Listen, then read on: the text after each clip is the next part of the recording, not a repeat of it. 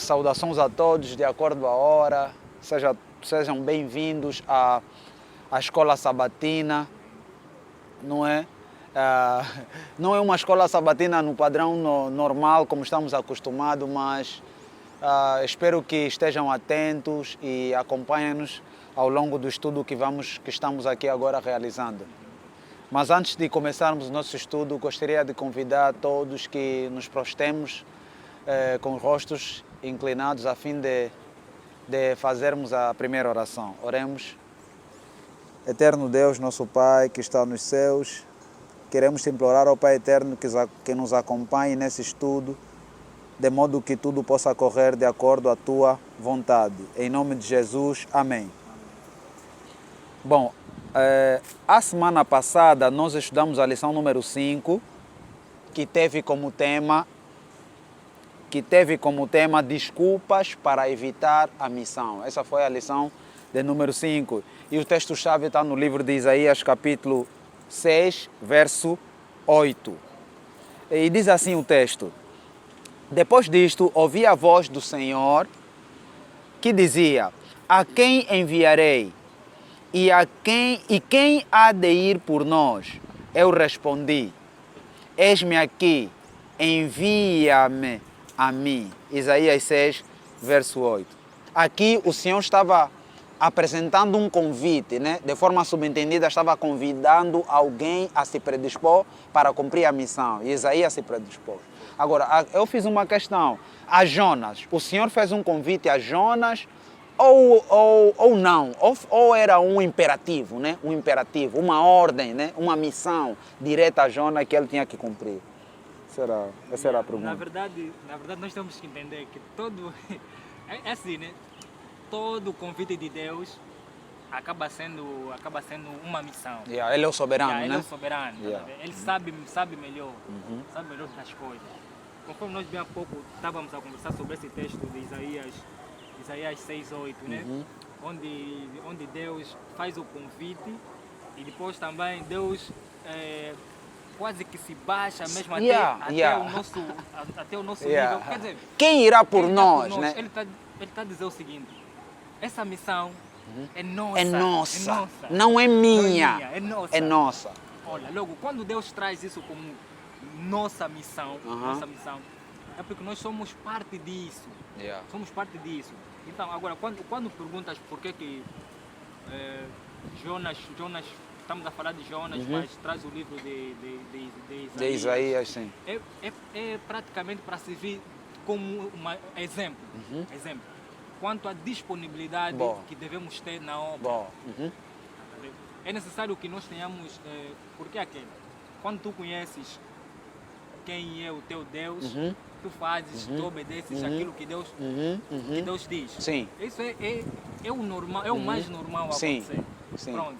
Então, aqui começamos já a perceber que Isaías percebeu, entendeu quem era Deus e Jonas não entendia. No princípio. Sim. Porque depois quando... Aí surge, esse foi um dos temas das lições, ideias falsas, né? Ideias falsas, certo. Porque vê-se na história que quando Jonas vai e prega, sabemos o que exatamente aconteceu, né? Mas e também é uma questão também de devemos olhar aqui também o caráter. Que é da pessoa? As pessoas. Não, claro, você quando fala sobre a questão do conhecer, Isaías tinha um conhecimento sobre Deus e Jonas tinha um outro conhecimento sobre Deus. A entidade aqui divina é a mesma. Mas aqui também vamos colocar a questão da personalidade. Jonas era uma pessoa, Isaías era outra pessoa. Jonas tinha uma concepção de Deus. Mas essa concepção que Jonas teve,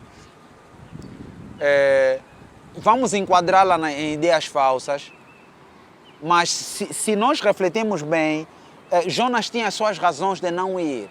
Não afirmando que ele estava correto, mas ele tinha as suas razões. Como homem tinha as suas razões. Primeira coisa, a primeira razão que nós vimos é ele tinha medo do local. Era um local extremamente perigoso, né? Onde as pessoas que habitavam em Nínive não eram tementes a Deus. Olha, de acordo com a história, os ninivitas eram aquele povo que, do ponto de vista de tortura, eles eram especialistas na tortura. torturar mesmo, maltratar a pessoa. Eles eram especialistas nisso. Então, toda essa história, Jonas sabia. Agora imagina o Deus me mandar para ir para esse lugar. Mas aqui também entra a questão do testemunho, não. É da experiência pessoal que com Deus, né? Cada um deles teve com Deus. Com Deus, já. Quando tu te encontras com Deus, praticamente o perigo, nós sabemos que o perigo não está acima, tá acima de Deus. Yeah. Então nós vamos fazer na maior, apesar do nosso medo enquanto seres humanos, mas é Deus. Mas quando tu falas, mas é Deus, é quando tu tens uma ideia clara de quem é Deus, aí você vai. Mas agora imagina que eu tenho as minhas indagações, tenho os meus questionamentos. E agora aqui também coloca uma outra Percebes? questão. Deus sabendo que Jonas tinha essa dificuldade, por que razão teve que ordenar Jonas? Eu te faço outra pergunta. Será que nós nos conhecemos nós mesmos? Deus não nos conhece melhor do que nós mesmos? Sim. Percebe a ideia? Então, Cirilo, eu posso ter uma ideia falsa de mim. Sim. Eu, Melquisedeque, eu me conheço. Mas será que me conheço tal como Deus me conhece? Isso é verdade que não. Então, se Deus insistiu a Jonas, é porque Jonas era capaz de fazer. Jonas era capaz. Então, a ideia que Jonas teve é uma ideia falsa. Sim, então, aqui, falsa. Ele tinha medo, tinha uma ideia falsa, né? Nem confiava quem deu essa ordem. Exatamente. Mas há um outro ponto que eu gostaria de discutir aqui contigo na lição. Era o facto de Jonas, não é? Fugir da missão. Ele entra para um barco onde tem pessoas que não eram tementes a Deus. Isso você no capítulo não consegue ver isso. Há um como é que chama no mar? Como é que chama aquilo? Tempestade, né? Há uma tempestade no mar e os marinheiros, cada um começa a orar ao seu Deus. Então estamos aqui a entender que os marinheiros eram politeístas. Está a perceber a ideia? Tinham mais confiança nos seus deuses. Mas eles eram politeístas honestos. Por que razão? Honestos. Atenção, não havia um paradigma de que nós não podemos aceitar o Deus de Israel porque nós temos o nosso. Não, provavelmente eles tinham aquela mentalidade. Nasceram ali, cresceram ali. Mas, enquanto Jonas está dormindo, Jonas é acordado e lhe é feito um convite. Olha, tu não tens que estar indiferente ao que estamos a viver. Ora também ao teu...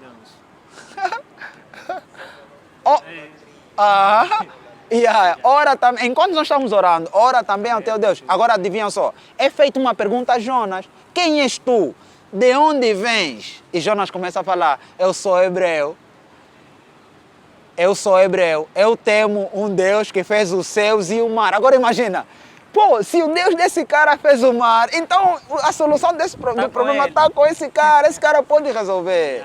Percebes? Então todos eles deixam de adorar, né, o seu Deus, né? Agora adoram o Deus de quê? O Deus de Jonas. E quer dizer, nós aqui também acabamos entendendo o seguinte. Muitas das vezes Deus também nos coloca nesse tipo de situação. Sim. Justamente para testemunhar. Para glorificá-lo. A nossa vida em si é um testemunho. Então cabe a nós, está a ver conforme o Pedro, quando Jesus avisou a Pedro que ao cantar do galo, tu me negarás. Agora vamos entendendo a história que enquanto a primeira jovem faz a pergunta a Pedro sobre Pedro, afirmando, Pedro, tu também estavas com ele, Pedro nega. A forma como tu falas denota. Pedro nega. Quer dizer, Pedro aí não estava a entender que aquelas perguntas iam lhe conduzir à profecia, né? A profecia sim. A profecia que Cristo fez. Okay. Só depois dele ter negado. De algum tempinho ele reconheceu, né? E negou três vezes, assim como o Messias lhe disse. Então é uma questão também de prestarmos muita atenção diante das nossas maiores dificuldades. Prestar muita atenção. Por que eu estou aqui? Sim. E em função dessa dificuldade, no capítulo 2, Jonas ora. Agora não estou ciente, na verdade. Agora sei, afinal de contas, o que é que o Senhor quer que eu faça. Então Jonas ora, reconhece, e o peixe então vai lhe lançar exatamente no lugar em que Deus... Mas aqui também tem outra. Jonas, depois de pregar, quando saía Prega da a mensagem em cidade, Nínive, sim. Quando saía da cidade, ele também pensava ou julgava Yeah. que Deus... Esse é o outro paradigma da lição, sim. Mas, Não, mas fala, estavas a falar, fala. ele quando viu que a aceitação não era aquela, Aham. ele achou que se calhar Deus ia dizimar o pessoal todo. E Outra ideia falsa. ficou Outra porque- ideia falsa. Quando a gente prega o Evangelho, nós pensamos que o resultado do Evangelho depende do nosso, se calhar, linguajar, do nosso fazer, das nossas técnicas. Não é isso. Na verdade, quem transforma, né? Quem toca o coração, né? Do ouvinte é o Espírito Santo. Agora, E Deus tocou. Isso levanta também levanta um outro ponto. Levanta aqui um outro ponto que nós temos que se calhar discutir numa outra Ocasião, sim. Mas é o seguinte, nós aqui defendemos que vamos por parte, né? Sim. Jonas, depois de reconhecer, Orar. e entender por que razão Deus colocou Jonas naquela situação, automaticamente Jonas teve a experiência com Deus. Sim. A experiência Ele pessoal teve. com Deus. Mas logo depois, quando ele percebeu que não aconteceu o que ele achava que tinha que acontecer, ficou desiludido. Isso é no capítulo 4. Quer dizer, agora nós aqui estamos a abrir espaço para dizer que por mais que tenhamos experiência com Deus, ainda assim podemos ficar desiludidos com Ele o ficou. resultado de algumas... Permita-me só, vou ler mesmo o capítulo 4 para dar ênfase no que estás a dizer. E esse capítulo 4, verso 2, vai nos fazer entender qual era a segunda razão, qual era o outro motivo que fez com que Jonas rejeitasse ir a Nínive. Olha só, verso 2 diz assim: então orou assim: o Senhor Deus, ó Senhor Deus, eu não disse antes de deixar a minha terra que era isso mesmo que ias fazer, por isso que fiz tudo para fugir para a Espanha. Eu sabia que és Deus que tem compaixão e misericórdia, sabia que és sempre paciente e bondoso e que estás sempre pronto para mudar de ideia e não castigar. Essa fala mostra claramente que Jonas queria que aquele povo morresse, perecesse. Que aquele povo morresse, perecesse. Mas de facto Deus aqui mostra, estava a visão judaica, né? A salvação exclusiva. Deus aqui mostra a Jonas que todos importam para a salvação. Os ninivitas, por mais que eram maus, eles também eram dignos, né? De acordo aos olhos de Deus, para a salvação, para a transformação. E então, né? O fim dessa lição mostra claramente isso, né? Deus mostra